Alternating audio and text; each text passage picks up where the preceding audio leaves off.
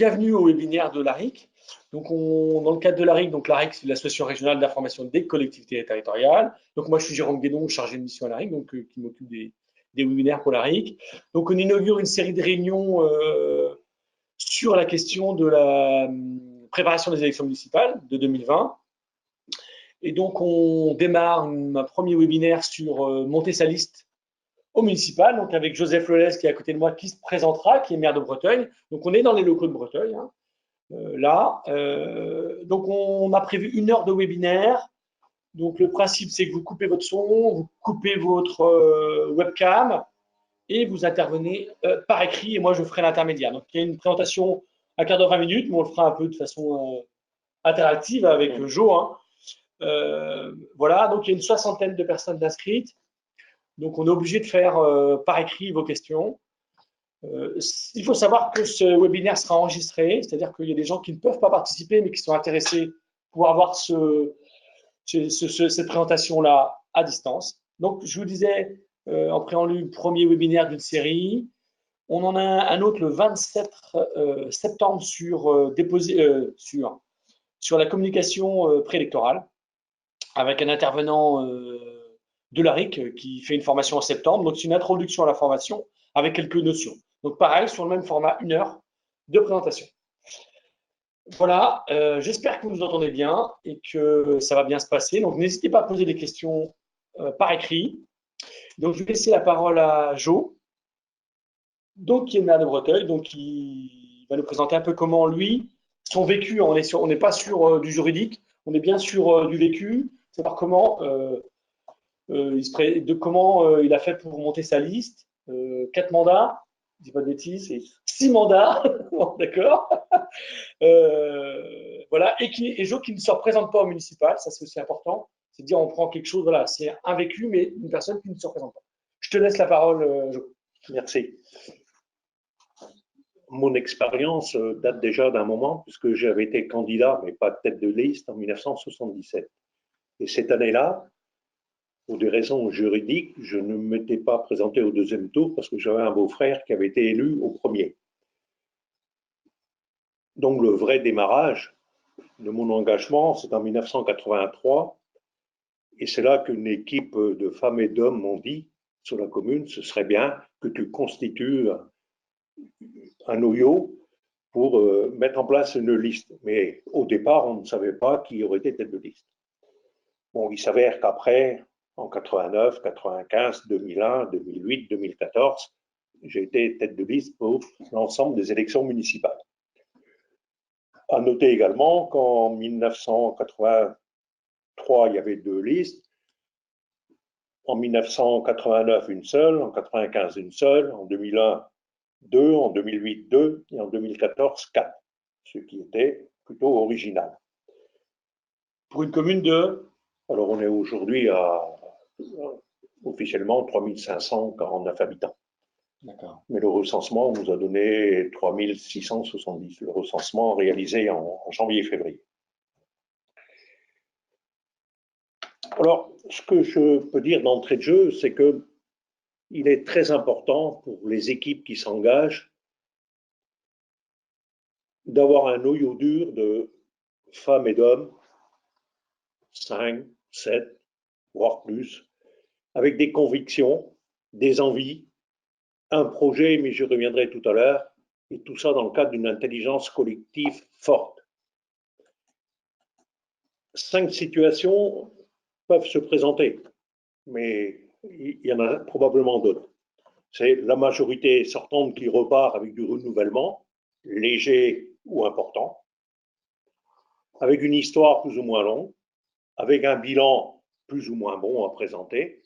Je crois que pour une équipe sortante, c'est essentiel de présenter le bilan. Il y a des minorités qui peuvent se regrouper, les minorités d'hier. Il y a une minorité sortante qui peut se réorganiser avec une histoire, un bilan. Il y a une minorité qui peut rejoindre une majorité, la majorité sortante. Et il y a une nouvelle entrée, de nouvelles entrées dans l'offre municipale. Bon, il y a sans doute bien d'autres situations. Mais je crois que L'essentiel, c'est où on est la majorité sortante, où on n'est pas. Ça ne veut pas dire qu'il n'y a pas de place pour d'autres listes que celles des majorités sortantes, bien évidemment. Je résumerai en disant qu'il y a des grandes spécificités locales au sein de tous les territoires et bassins de vie. Il y a des situations qui se ressemblent, mais il y a beaucoup de situations également très différentes. Alors, comment on peut raisonner sur le choix des colistiers pour travailler ensemble? Je crois que le point majeur d'entrée, c'est l'affirmation du projet. On n'est pas là pour casser, on n'est pas là pour cogner, on est là pour présenter un projet aux électeurs. Alors ce projet, c'est à la fois le projet de vie communale, mais c'est aussi celui de l'intercommunalité. On ne peut plus s'en passer aujourd'hui. Évidemment, pour des sortants qui ont une expérience intercommunale, c'est plus simple que pour des candidats à rentrer. Je le reconnais. Après, il faut réunir dans cette équipe quand même un certain nombre de compétences dans tous les domaines de la vie municipale. Même s'il y a eu un transfert d'un certain nombre de compétences à l'intercommunalité, il en reste quand même beaucoup dans les communes. Et il y a besoin d'avoir des coopérations fortes entre les communes et également l'organisation intercommunale. Je dirais tout à l'heure, peut-être à la fin, comment on peut aussi essayer d'appréhender un peu plus de compétences. Je crois que dans les équipes qui se présentent, de mon point de vue, il faut avoir à la fois de la rigueur, de la modestie et de l'humilité. La vie municipale, est-ce qu'elle s'est complexifiée au fil du temps? Elle est sûrement différente d'aujourd'hui qu'il y a 30 ou 35 ans, c'est bien évident. À l'époque, il y avait déjà pas beaucoup d'interco, à part les organisations des syndicats intercommunaux pour l'eau, les ordures, etc. Je dirais aussi, de manière très forte, que l'objectif humain n'est pas de rechercher un certificat de popularité en se présentant aux élections en espérant être élu. Car on peut se présenter et ne pas être élu, ça m'est arrivé, donc je peux en parler toute connaissance de cause. Être élu, c'est très exigeant. Il faut bien s'en rendre compte. Il faut également rechercher dans une équipe la complémentarité des âges, des professions, des disponibilités. Il faut aussi connaître l'histoire locale. Il faut connaître le passé. D'où vient la commune? Moi, je vous précise qu'ici, il y avait 833 habitants en 1968. Donc, on a dépassé la barre des 3500 aujourd'hui. Ça ne s'est pas fait de manière facile, encore qu'on a la chance d'être dans le bassin, dans l'aire urbaine de Rennes. C'est plus facile que lorsqu'on est en centre-Bretagne, et j'en conviens également. Alors, comment faire? Donc, il y a le noyau dur du départ, d'une taille plus ou moins importante. Ben, c'est à la base de rencontres individuelles et collectives et en recueillant les propositions des uns et des autres. À partir de ça, il y a des orientations, ce que j'appelle le projet fédérateur. Après, il faut construire un programme. Pour ma part, pour notre équipe, le programme qu'on avait annoncé en 2014, il a été totalement réalisé il y a déjà même pratiquement un an, sauf un agrandissement de médiathèque qu'on avait prévu, mais qui était compliqué techniquement. Et c'est très bien comme ça, parce qu'on va proposer un autre projet qui sera meilleur pour le futur. Il y a aussi des circonstances qui font que, ne serait-ce que budgétaires, qui font que c'est difficile. Et il ne faut pas non plus être dans le rêve. Alors on sait qu'il y a des contraintes budgétaires et il faut savoir terminer le mandat en ayant de bons équilibres financiers, bien évidemment. C'est ce que j'appelle le programme, c'est aussi un rêve réaliste, une feuille de route appropriée au territoire. Et là encore, on ne peut pas parler d'une commune, Breteuil ou une autre, ou les vôtres, sans évoquer l'intercommunalité. Et dans les documents qu'il faut préparer, je ne sais pas si vous faites un 4 pages, un 8 pages, ou plus, ou moins, il faudra évoquer la question intercommunale, c'est évidemment essentiel. Alors cela demande du temps, cela demande beaucoup de préparation. Il y a des enjeux très importants pour demain, qu'il n'y avait pas il y a encore quelques années. Ils tournent autour des transitions. Ce sont les défis dont la région Bretagne a évoqué très récemment à travers la Brexit. les transitions écologiques, climatiques, démographiques, le vieillissement de la population, la réduction des naissances. C'est les problèmes des équilibres territoriaux entre l'aire urbaine de Rennes, celle de Brest, la côte nord, la côte sud et le centre-Bretagne. Bien entendu, il y a des rééquilibrages importants à faire. Il y a aussi le renforcement des cohésions sociales. C'est fondamental dans un monde où peut-être l'individualisme s'accroît de manière trop importante. Donc voilà des grands sujets. Et ils y sont aussi autour, bien entendu, de l'éducation qui est la première compétence de la commune. C'est l'école, c'est la garderie, c'est tout ce qui tourne autour de ça. Jo, ce que tu nous dis ce que tu nous dis aujourd'hui là, parce que c'est pas facile, on vous voit pas, hein, donc c'est pas facile pour nous d'intervenir. Et Jo aussi, c'est un exercice qui est pas facile. C'est-à-dire pour toi, il y a plusieurs étapes. Il y a la constitution de l'équipe. Hein, il y a l'histoire du dur avec les grandes orientations. Tu pars à 4-5, tu as une équipe de 4-5 personnes et tu vas à la recherche après de colistiers. Hein, tu fais des ingrédients un peu, si on prend la métaphore de la cuisine, tu prends les ingrédients pour faire pour ta recette, quoi, ta recette qui va réussir. Donc il y a cette partie-là, il y a la partie après qu'il ne faut pas négliger, c'est tout donc les valeurs que vous partagez. Et puis après, dans le programme, il ne faut pas négliger les parties intercommunales, il ne faut pas négliger l'histoire de la commune, il ne faut pas négliger. Et ça, c'est bien de le présenter à ses colistiers dès le départ, c'est-à-dire en termes de méthode de travail dans la constitution de la liste et dans l'avancement du travail. Il y a ce côté-là qui est important d'informer et donc ça, c'est la partie. Il faut informer aussi sur la partie qu'est-ce qu'être élu aussi.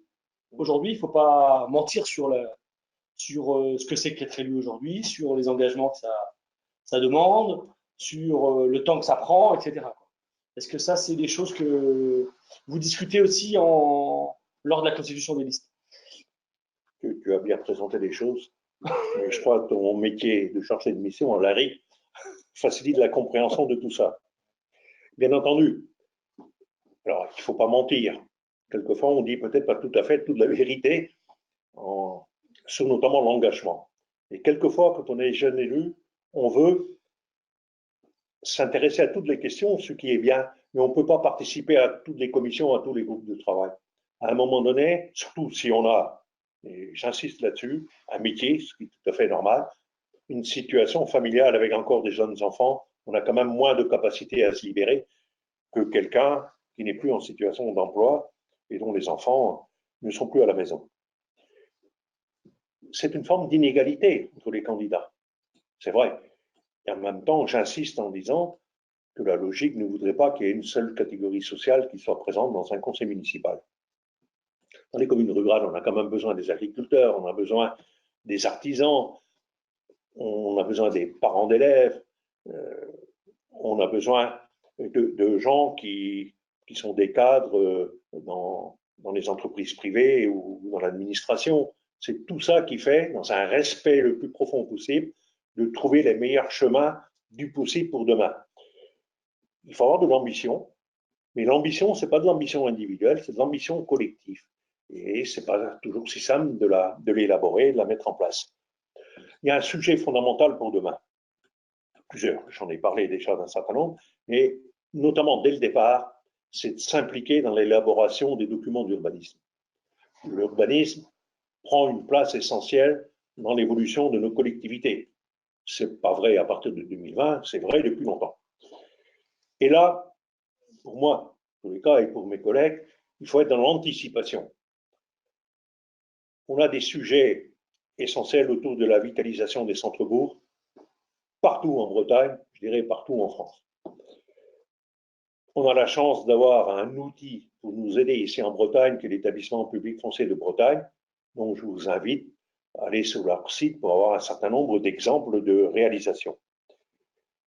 On a une autre nécessité qui est liée à cela, c'est que demain, il faut qu'on soit dans une plus grande sobriété foncière. La Briscope, le projet Stradet de la région Bretagne, va nous conduire à l'horizon 2040 à une non-consommation de l'espace agricole, ou du moins à une réduction très très forte. Sachant que le Stradet sera peut-être revisé aussi en 2030 ou 2035, il n'est pas encore tout à fait élaboré, et c'est pour la fin de l'année 2020, je crois. Et là, il faut avoir la capacité également, c'est un autre enjeu, de répondre aux appels à projets. Hier, enfin avant-hier plus exactement, on allait au département, on avait un catalogue, on fait une salle de sport, on fait une route, on fait un lotissement, on fait des logements locatifs, on regarde la BIP et on dit voilà, on peut avoir telle ou telle aide. Tout ça, c'est fini quasiment. Aujourd'hui, ce sont des appels à projets et nous, et bien d'autres communes en Bretagne, ont répondu à l'appel à projet de l'État, la région Bretagne, l'établissement public foncier de Bretagne et la Banque des territoires. Il y a eu une première année avec des résultats, c'était l'année dernière, et là on attend pour début juillet les réponses à notre appel à projet. Ça oblige les élus et les services, avec le soutien bien entendu d'un bureau d'études, de préparer les dossiers dans la trame qu'on nous demande. Et cela, c'est également exigeant. Et peut-être, le cas pour Breteuil, on peut avoir entre 0 € et 937 000 qu'on a présenté comme dossier pour les 4 ans à venir. Il est évident que la masse qu'on peut avoir, espérée, peut nous faire accélérer un certain nombre de projets. La non-espérance peut nous faire reculer aussi un certain nombre de projets, en sachant que nous sommes dans l'horizon au moins de 2027-2028 sur la question des centres-bourgs. Ce que tu veux dire, c'est que les élus qui vont être sur des listes, il va falloir qu'ils soient curieux, ouverts, et qu'ils n'oublient pas cette dimension intercommunale et dimension partenariale, et avec la région, avec les départements. On n'est pas, quand on est élu, ouais, c'est des messages. Enfin, on est élu, on n'est pas élu sur un petit territoire communal, mais on est élu avec des territoires sont interdépendants, quoi. Complètement. Ouais. J'ai l'habitude de dire, lorsqu'on parle par exemple des pays, le pays de Brocéliande, c'est la réunion de 3 communautés de communes. Quelle que soit la dimension du pays ou la dimension même de l'aire urbaine de Rennes, on ne vit pas sur une île. Il y a des échanges permanents entre les territoires. Il est évident qu'une commune, on passe dans plusieurs communes tous les jours.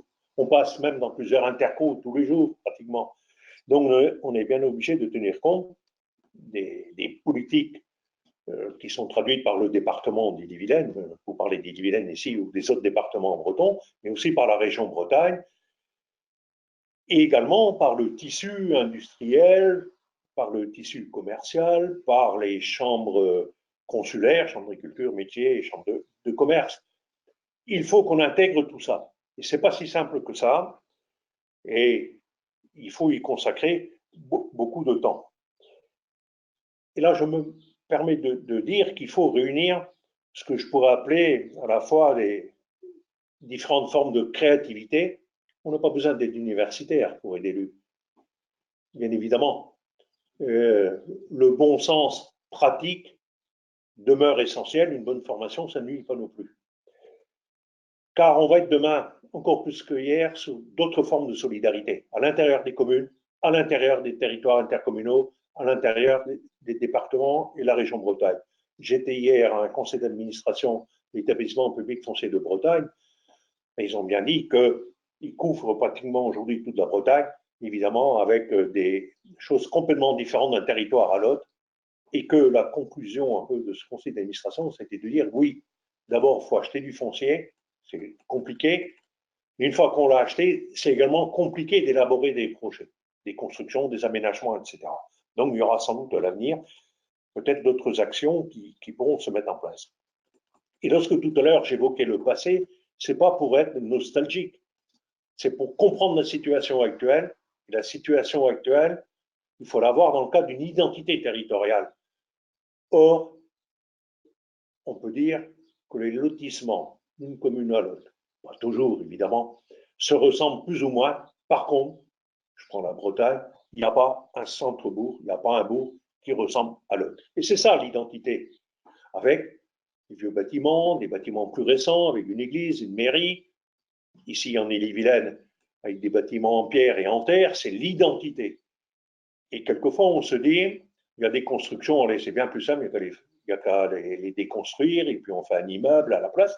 Dans un certain nombre de cas, oui, mais pas toujours.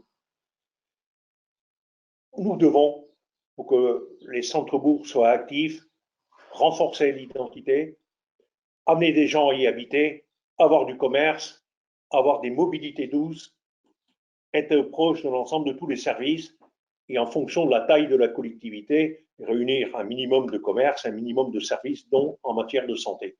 Ça, c'est essentiel pour la vitalité locale. Oui, je reviens sur, parce que là, il y a des questions qui sont posées déjà hein, par écrit. Et donc, toi, tu es parti sur un global, c'est-à-dire qu'il faut, il y a des choses qu'il faut, qu'il faut informer les colistiers.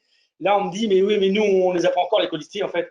Et donc, c'est important, mais il y a une phase avant, c'est-à-dire comment est-ce que je les choisis, comment je les mobilise, ces colistiers-là, comment je fais concrètement, comment toi, tu faisais pour aller les chercher, ces gens-là, quelle méthode vous utilisiez-vous à partir du petit noyau là? Je pense que c'est une des questions. Alors, c'est une excellente question. À partir du petit noyau, et ben, le petit noyau, chacun donne 2, 3, 4 noms. En règle générale, où est-ce qu'on va piocher? Dans les associations, dans ceux qui ont exercé des responsabilités dans le domaine agricole, dans le domaine économique. Et puis, on va les rencontrer, tout simplement en disant que passe un petit coup de fil, Lucien, j'aimerais bien te rencontrer. Hein, alors, où la personne dit, il s'agit, c'est pourquoi? Il dit, c'est pour les municipales. Bon, la personne peut dire, ça m'intéresse d'en discuter, ça m'intéresse pas du tout. Et puis, on rencontre les gens, tout seul, à 2, à 3, ça dépend des cas, ça dépend des disponibilités également. Et on dit aux gens, écoute, tu essaies de nous donner la réponse dans une dizaine de jours ou 15 jours.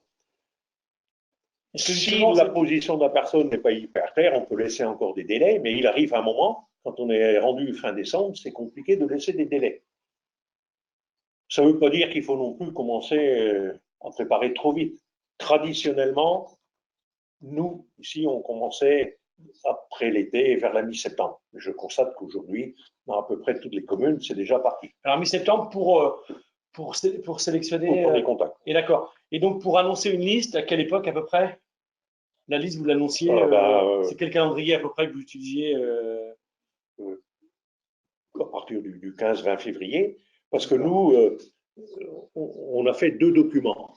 Un document bilan mi-mandat, qu'on a dû sortir en janvier, et qui a été payé par les colistiers. Hein, ce n'était pas sur le compte de la commune. Par contre, on a fait un bilan mi-mandat qui a été sur le bulletin communal. Donc là, le souhait, c'est de reprendre un bilan complet des 6 ans, quitte même à aller quelquefois un peu plus loin pour comprendre les choses, car un bilan, c'est une coupure, pardon, un mandat, c'est une coupure relativement artificielle dans la vie municipale. Donc, quelquefois, on est amené, pour comprendre, de remonter un peu. Et après, on préparait, et ça, dès qu'on avait un noyau, pas uniquement le noyau dur du départ, mais qu'on avait à peu près tout le monde, donc à partir de du mois de novembre, du 15 novembre, des réunions régulières pour préparer le projet. Étant donné qu'on avait apporté déjà quelques bases, mais qu'il fallait affiner, projet qui se transforme en programme. Dans les fondamentaux, avec un petit chiffrage, en disant, voilà, notre capacité budgétaire peut être de temps, le cas c'était de l'ordre d'1 million d'euros par an, d'investissement, j'entends, mais il n'y a pas de l'investissement dans l'action, car souvent, c'est noble d'investir et le fonctionnement n'est pas pertinent. Moi, je ne dis pas ça. On vient d'embaucher, par exemple, quelqu'un, très récemment, au mois de mars, pour développer le numérique au sein de notre médiathèque. Lorsque le fonctionnement est pervers, c'est lorsqu'on laisse l'électricité allumée, lorsqu'on n'entretient pas les routes, lorsqu'on n'entretient pas les bâtiments, ou lorsqu'on a du personnel en excès, ce qui peut arriver aussi. Mais on essaie évidemment d'être plus que vigilant. Donc, le fonctionnement, il y a des choses très pertinentes, notamment en matière d'éducation, en matière d'animation, et l'investissement peut être pertinent et quelquefois il peut ne pas l'être non plus. Et il ne faut jamais oublier que l'investissement conduira 10 ans après, 12 ans après, 15 ans après, aussi à la maintenance du patrimoine. Donc il y a des coûts induits. Et tout ça, il faut essayer de l'assimiler le mieux. Mais on n'est pas non plus là pour présenter quelque chose à 10 000 euros près, bien évidemment. Mais comme j'ai dit au départ en introduction, moi j'aime bien l'expression du rêve réaliste. Il faut rêver. Tant mieux si on peut faire plus que ce qu'on a pu dire, mais n'exagérons pas dans ce qu'on peut faire. On ne va pas dire on va faire à la fois une salle de sport de 2 200 200 000 euros, plus un centre culturel de la même valeur, plus la restauration de l'église pour 1 700 000 euros, plus ceci, plus cela. Alors, il y a d'autres actions, par contre, qui sont différentes, c'est toute la politique du logement. Parce que l'investissement dans le foncier, puis ensuite, nous, on fait nos lotissements nous-mêmes, ça peut ne pas durer, hein, c'est pas non plus une religion absolue, mais il nous est arrivé sur plusieurs opérations de faire quand même des excédents qui étaient intéressants pour le budget principal. Quelquefois, lorsqu'on a des opérations plus longues, c'est l'inverse, c'est le budget principal qui doit un peu alimenter. Mais c'est pour du petit moyen terme.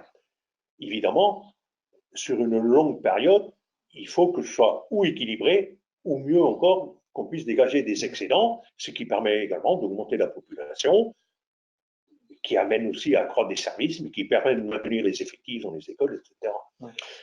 On entend bien ce que tu dis, Jo. Donc, par rapport aux questions, c'était de dire, en termes de calendrier, c'est la constitution de la liste, c'est-à-dire d'aller, mais je sais qu'il y a certains élus qui conseillent d'y aller à deux, par exemple, pour solliciter quelqu'un, d'y aller toujours à deux. Hein. C'est un peu des conseils que certains élus nous donnent, de dire, bah, c'est pas mal d'y aller à deux parce que ça permet de compléter, d'avoir une autre avoir un autre apport, de le faire jusqu'en novembre, de boucler à peu près la liste en novembre pour pouvoir après travailler sur le programme et sur le projet de novembre, enfin novembre, décembre, janvier, février, et présenter le programme et la liste en février.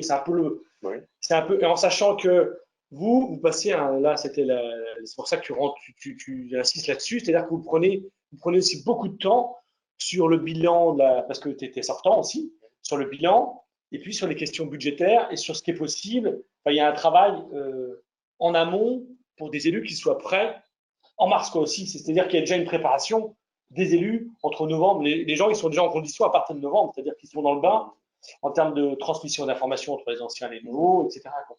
Vous êtes dans cette posture-là avec à la fois des enjeux locaux, des enjeux, enfin, travailler un peu sur toutes ces dimensions-là, quoi. Avec quelquefois une difficulté, c'est qu'arrivé au 15 novembre, il y a quelqu'un qui dit, moi, ma situation personnelle, mon métier change. Finalement, je t'avais dit oui, puis je ne peux pas continuer. Hein, il faut retourner. Ça peut arriver.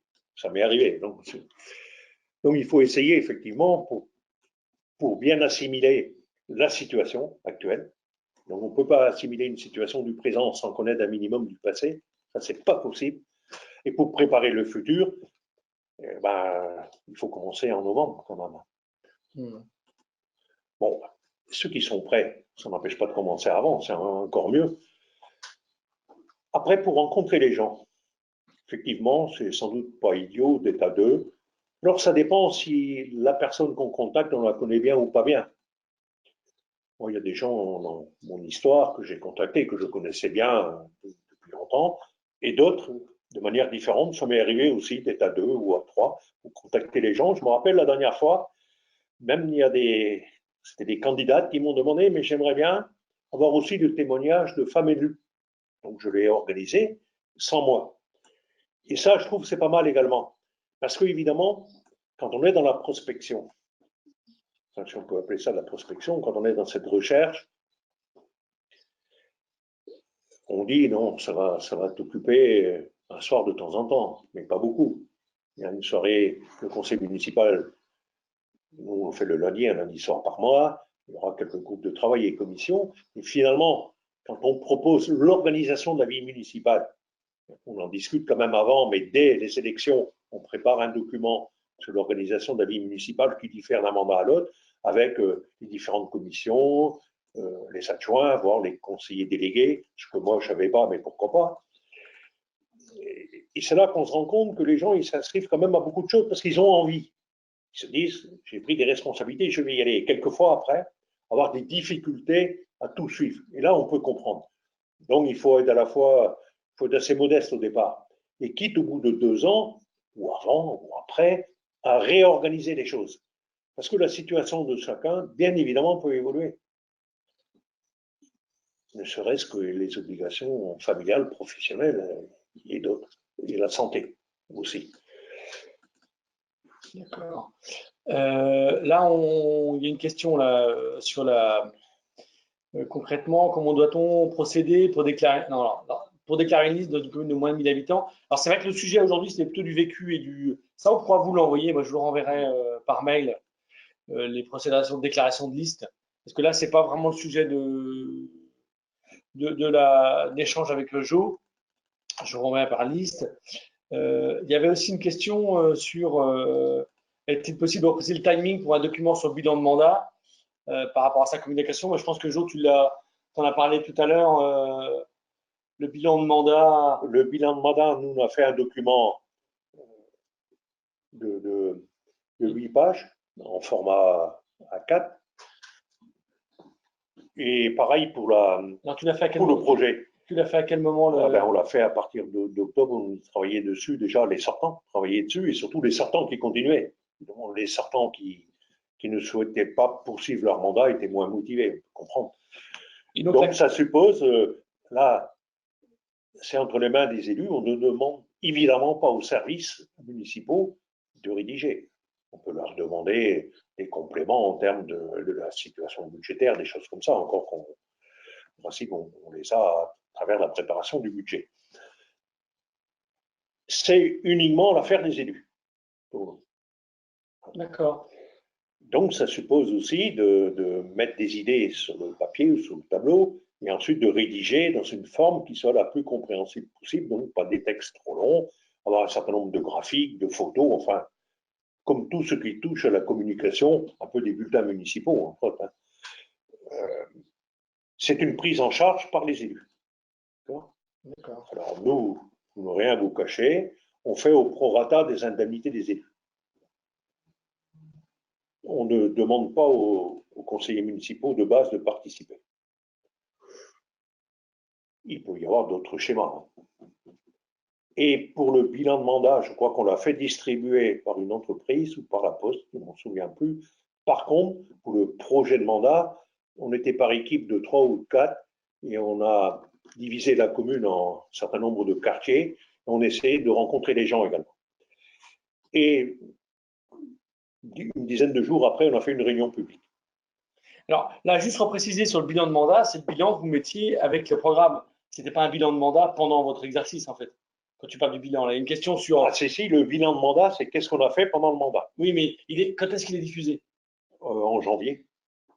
Janvier, d'accord. Donc là. Mais dans le cadre de la campagne. Oui. C'est dans le cadre de la campagne, en fait. C'est pas une communication du conseil municipal. C'est pas une communication du conseil municipal. À toute manière, on ne peut plus à partir de septembre. Bah oui, c'est ça. Donc c'était une question. C'est-à-dire que cette communication-là du bilan, elle est faite par la liste qui se présente, en fait. Tout à fait. Elle n'est pas faite par les élus en place, quoi. Tout à fait. Par contre, on a fait un bilan mi-mandat pour les élus en place. Et on a fait deux choses. On a fait, dans le cadre du bulletin municipal, on a fait un document plus important pour les élus de ce mandat-ci et les élus du mandat précédent, parce que finalement, il y a un certain nombre de décisions qui étaient déjà engagées dans le mandat précédent et dont la réalisation s'est faite dans ce mandat. Il y a évidemment un décalage, toujours. Il y avait une question aussi sur, parce que dans les étapes, les moments clés de la campagne, il y a le moment, effectivement, constituer une équipe, définir son programme. Et puis après, il y a des moments très communication, c'est-à-dire, il y a des moments, comment est-ce qu'on annonce la liste? Par exemple, là, il y a une question, c'est comment est-ce qu'on annonce la liste et son programme auprès de la population? C'est-à-dire que vous, c'est à peu près, vous avez dit en février, sous quelle forme vous le faites? Alors, la première présentation, c'est à travers le document sur le projet. Les pages centrales, c'est la photo. Ça peut être donc c'est par courrier, c'est dans le bulletin. C'est déposé dans les boîtes à lettres. C'est déposé dans les boîtes à lettres. Et ça, c'est vous. Ouais. C'est nous. Et après, il y a de toute façon la propagande municipale qui est faite par l'intermédiaire de la préfecture, où c'est des documents, où il y a un cadre qui est donné et que l'on met dans une enveloppe avec la profession de foi. Après, il y a la profession de foi qui est un document d'une page ou une page et demie avec la feuille où il y a le nom de tous les élus et qui est la même que celle qui sert comme bulletin de vote. Ouais, c'est ça. D'accord. Donc ça c'est le bulletin c'est le bulletin, ça officiel. Ce que je veux dire, c'est que quand vous avez travaillé sur votre programme, sur la constitution de la liste, est-ce que vous avez fait, donc c'est peut-être dans le cadre de les étapes, hein, c'est-à-dire des réunions où vous présentiez l'ensemble de la liste, par exemple, en disant on présente la liste. Et on le fait lorsqu'on présente le projet. Voilà, donc c'est en même temps. Donc en février, là, oui, ça. Oui, c'est ça. Février ou début mars, ça dépend à quelle date sont les élections. Ça dépend aussi quand on est prêt ou pas prêt. Bah oui, c'est ça, ouais. D'accord, donc vous le faites un mois ou alors, 3 semaines avant la liste globalement, alors il faut hiérarchiser également et mettre en tête ceux qui seront délégués communautaires. Ensuite, on met également dans l'ordre par rapport à la municipalité, sans donner d'importance à celui qui est premier adjoint, deuxième adjoint ou troisième adjoint. Bon, il faut bien un ordre. Donc, au fond, on utilise l'ordre alphabétique, tout simplement. Et une chose peut-être importante, il faut gérer aussi la fin de liste. Car dans les communes de plus de 1000 habitants, s'il y a 2 listes, a fortiori, s'il y en a 3 ou 4, les derniers de la liste qui est en tête, il y aura au moins 4, 5, 6 ou 7 qui ne seront pas élus. Ce n'est pas un secret de dire que dans ces cas, il faut mettre en tête de liste ceux qui soutiennent la liste, mais qui, pour des raisons de professionnelles, familiales, nous disent « Moi, je vous soutiens, mais je ne souhaite pas être élu ». Ça peut arriver quand même qu'en cours de mandat, s'il y a des démissions pour X raisons, qu'il y en a quelques-uns qui remontent. On a déjà, je sais, ici, qu'il y en a qui veulent bien y aller, mais en queue de liste. Ça, il faut le gérer, c'est pas évident, il faut bien le préparer à l'avance, et non pas dire à quelqu'un à un moment donné, écoute, toi, Lucien, finalement, moi j'aimerais bien que tu sois à la fin, quoi. J'étais pas parti pour ça qui peut répondre. Donc, on peut aussi mettre des gens en situation difficile et créer des conflits. Il faut éviter ça. Juste sur une question, parce que là, ça revient, et moi, même lui aussi, j'avais ça comme question, c'est-à-dire que vous avez créé votre programme entre les colistiers, mais vous n'avez pas associé la population ou un groupe plus large à construire le programme. Ça n'a pas été dans les démarches que tu as faites dans les différentes élections. Ça nous est arrivé quand même d'avoir des consultations à travers d'autres actions. Hein. Bon, je me rappelle lorsqu'on avait par exemple des projets de construction de l'école. Oui, mais là, pour la liste. Ah, pour la liste. Pour la liste, moi je parle. Hein. On parle bien pour le programme. Vous l'avez fait entre colistiers et vous n'avez pas demandé. Oui, mais les colistiers avaient des contacts avec d'autres gens. Indirectement, mais pas de manière forcément très formalisée. Mais ce serait pas mal de le faire aussi. Ouais, parce que c'est des choses, les gens aussi demandent plus de participation et c'est vrai que là, c'est. Mais on a une expérience parce que dans l'étude de notre centre-bourg et pour le dépôt du dossier que j'ai indiqué tout à l'heure auprès de l'État et des autres partenaires, on a dû faire de la déambulation urbaine et des réunions. Ouais. Donc, c'est sûr que la prochaine élection, elle changera peut-être. C'est-à-dire, les modalités de la prochaine élection aussi, il y aura peut-être des modalités différentes de celles de 2014 ou de 2008. C'est ça en fait. Hein. Je suis d'accord pour dire qu'il faudra en faire plus. Après, c'est facile à dire, il faut en faire plus, notamment pour un certain nombre de sujets. Là, quand je parle de toutes les transitions là, qui nous attendent, on ne pourra pas les réussir si on ne met pas la population dans le coup. C'est bien évident. Mais cela s'organise, cela prend du temps, mais c'est une question de volonté. Je dois le reconnaître. D'accord. Une question un peu précise, c'est à quel moment annonce-t-on la tête de liste par rapport à votre. Bon, vous, c'était peut-être évident parce que c'était tes maires sortants. Donc, la question se posait moins comme ça, peut-être, dans ton expérience en tout cas. Dans mon expérience, ce n'est pas tellement présenté puisqu'il y avait une continuité. Oui. Mais ça aurait pu ne pas l'être et ce ne sera pas le cas en 2020. Ouais. Quand est-ce que mon collègue va le dire? Je ne sais pas, ça lui appartient. Je commence à savoir, hein. Il n'y a pas beaucoup de secrets. Ouais, c'est ça. Mais pour l'instant, ce n'est pas une annonce officielle. Mais quelquefois, on ne répond pas non plus aux sollicitations des médias. Parce que je me rappelle, les médias nous ont contactés pratiquement en début d'année pour demander si on voulait continuer ou pas. J'ai dit, écoutez, je réfléchis. Il ne faut pas aller trop vite. À un moment donné, bien entendu, il faudra le dire.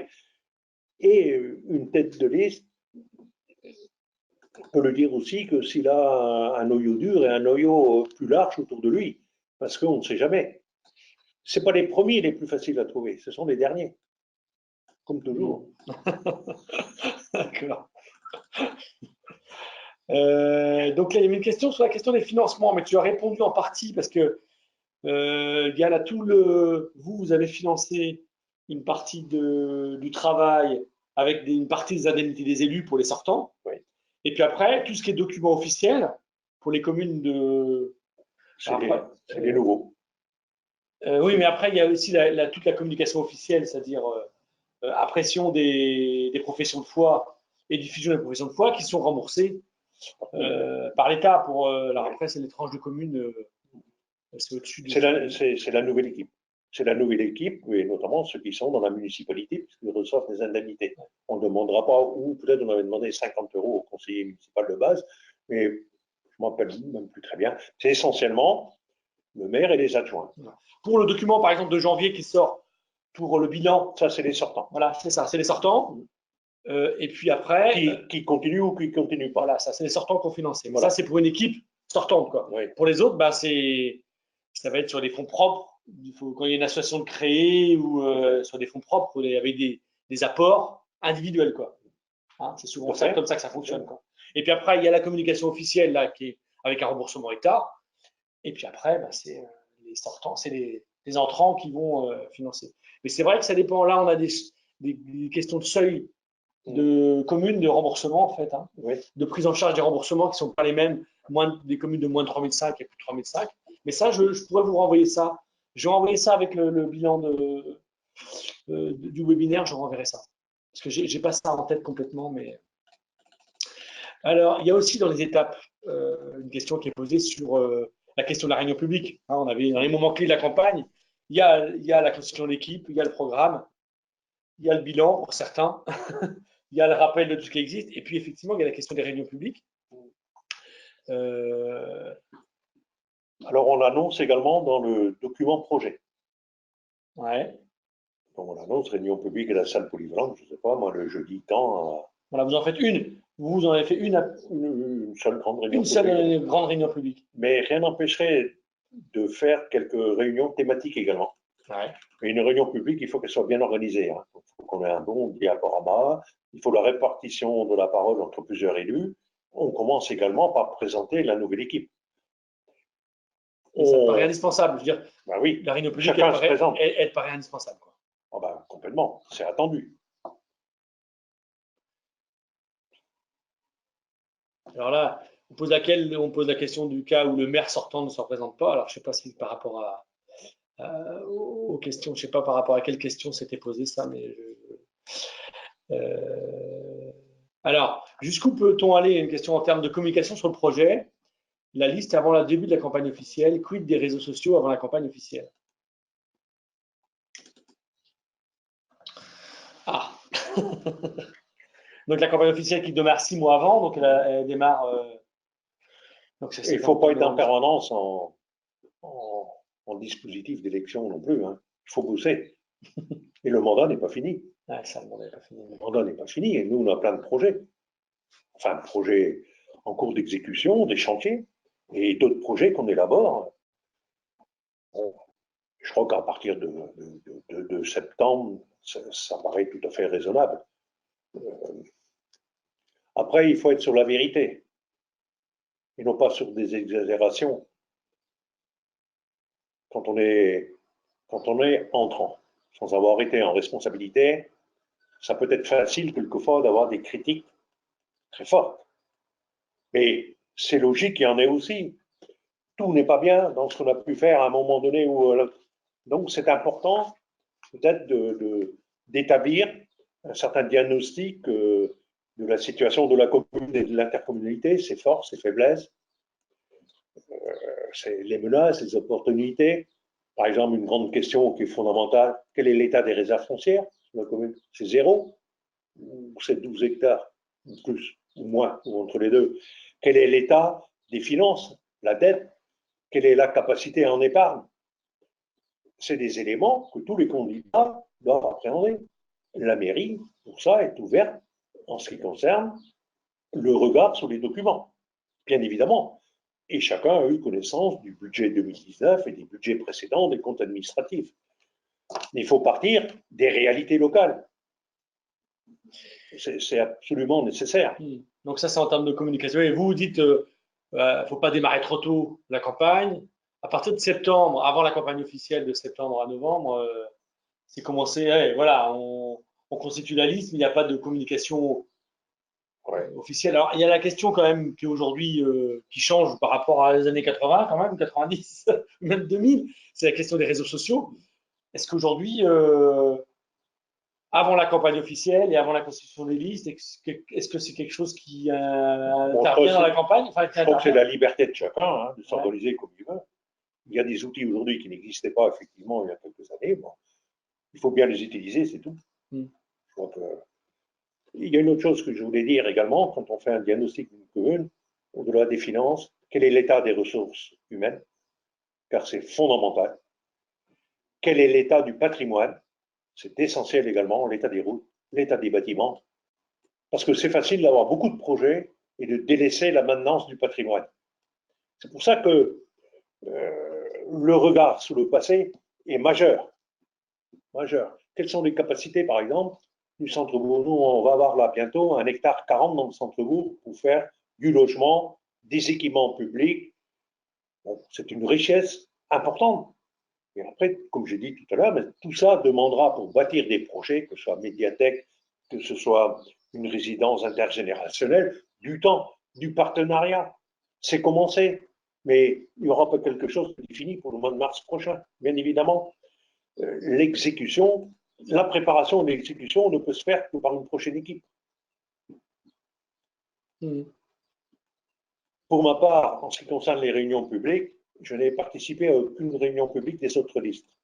C'est le choix que j'avais fait, mais il y a d'autres moyens de... Ça n'empêchait pas de discuter avec les gens.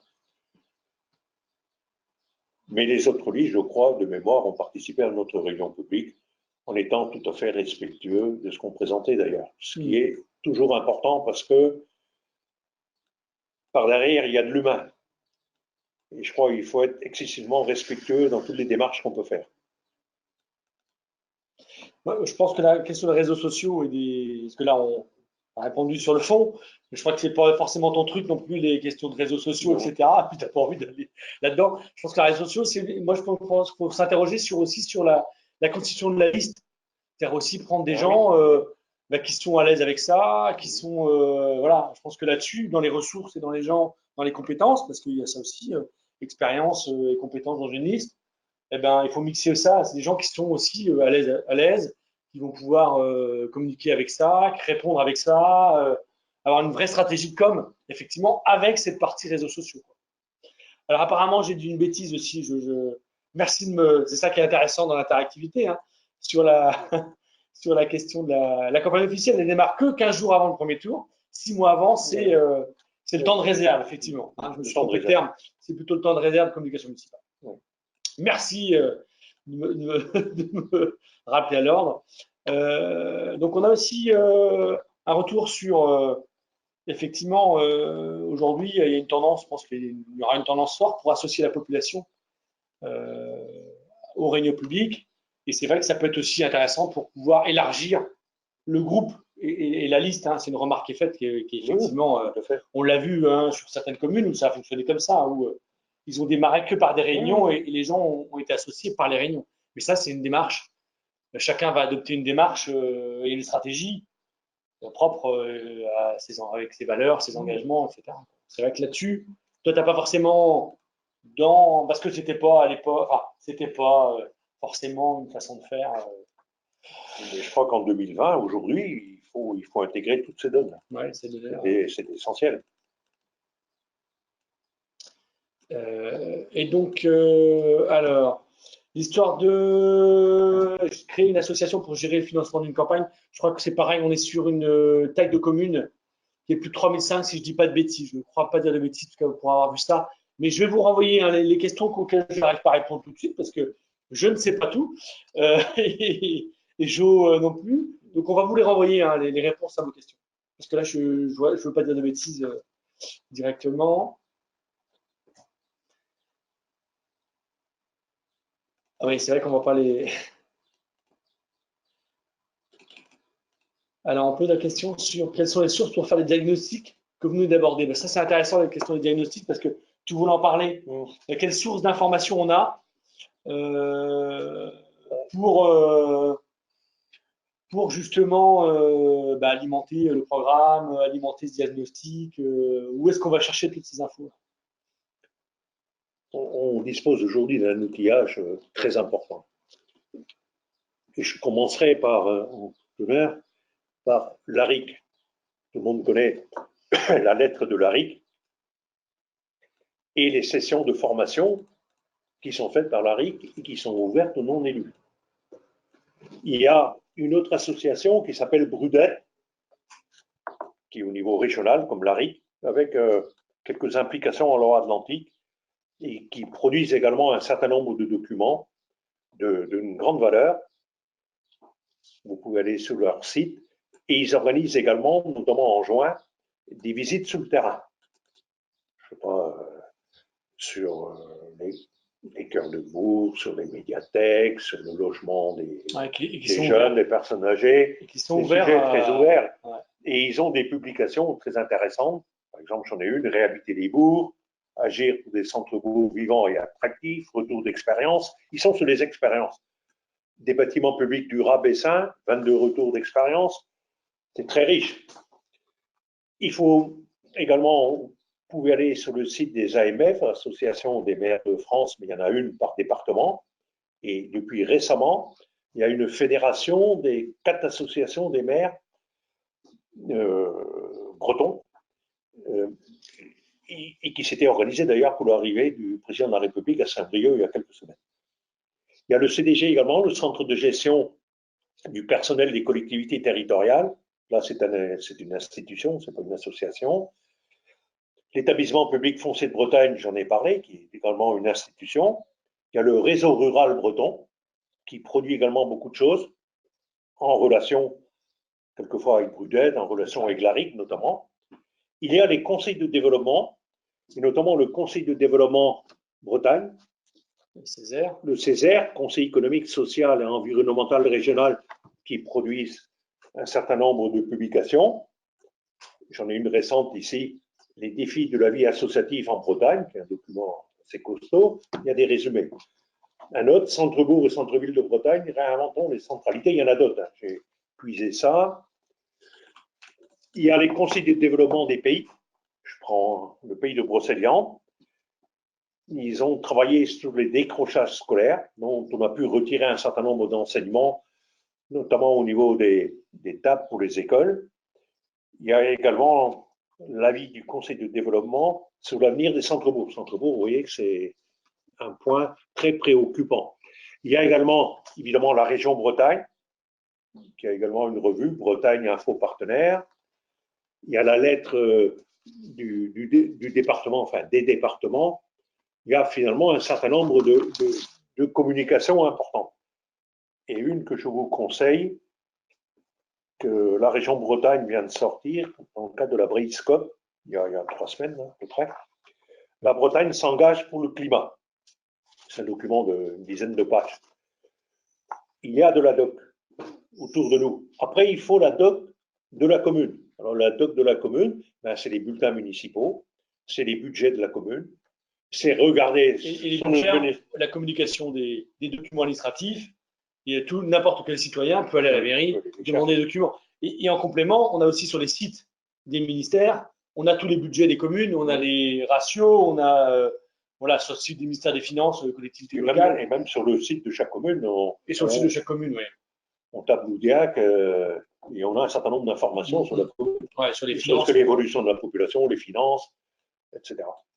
Ce qu'il faut, par contre, notamment lorsqu'on regarde des questions budgétaires, c'est d'être prudent dans l'interprétation. On ne peut pas isoler un compte d'une année par rapport au compte des années précédentes et un budget par rapport au précédent. Moi, j'ai vu dans un certain nombre de cas des gens qui se prenaient pour des grands spécialistes de l'analyse financière et qui se plantaient. Il faut être excessivement prudent. Mais on a le droit de le faire Et il faut le faire de manière à avoir une vision des capacités de l'avenir. Mais prudence. Car les comparaisons, même d'une année sur l'autre, ne sont pas évidentes, et surtout les comparaisons d'une commune à l'autre sont loin d'être évidentes, à commencer par la fiscalité. Car les bases d'imposition ne sont pas les mêmes d'une commune sur l'autre. Donc les comparaisons qu'à travers les taux, eh ben, on peut se planter facilement. Et d'autre part, bon, la taxe d'habitation évolue, mais pour la taxe d'habitation, il peut y avoir des abattements pour charges de famille ou des abattements ou un abattement général à la base. Donc évidemment, ça ne permet pas des comparaisons. Il nous reste 5 minutes. Il y a encore quelques questions. Je continue à dérouler. Hein. Là, on est sur quasiment la préélection. Enfin, la question de savoir c'est à quel moment le plus pertinent de distribuer les responsabilités de chacun, adjoint, conseiller délégué, maire. À quel moment vous travaillez cette question-là? Avant les élections? On travaille avant les élections. Ouais. Évidemment, quand on n'est pas élu, ben, le château s'écroule. Et puis on le met en application. Pratiquement, on est obligé d'élire les membres de la municipalité une semaine après le deuxième tour, s'il y a le deuxième tour, ou une semaine après le premier tour, s'il n'y a pas de deuxième tour. Donc l'élection étant un dimanche, traditionnellement ici, on le faisait ou le vendredi soir ou le samedi matin. Sur une liste sortante comme la vôtre, vous le saviez, ah oui, c'était calé. Vous le saviez en février, en janvier-février, vous le saviez qui serait maire, qui serait adjoint, conseiller délégué. Complètement. D'accord. Donc ça, c'est une expérience, quoi. Hein. C'est pas une règle générale. Hein. Alors là, et on savait également qui allait à la communauté de communes parce que c'est fléché sur les listes. Ouais. Ce qui n'était pas le cas auparavant, mais on le disait aussi. D'accord. Là, j'ai une autre question sur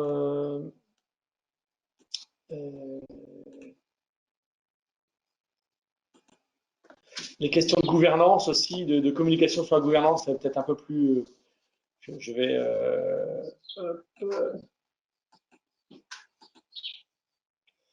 Alors là, on a une question plus sur des listes. Voilà, c'est un peu. Alors ça, c'est une question de personne. Je pense, c'est comment gérer mais ça, tu l'as sûrement connu dans tes nombreux mandats. Comment est-ce qu'on gère les gens qui ont des ambitions, qui voudraient être maire en gros, mais qui ne sont pas soutenus par le reste de la liste?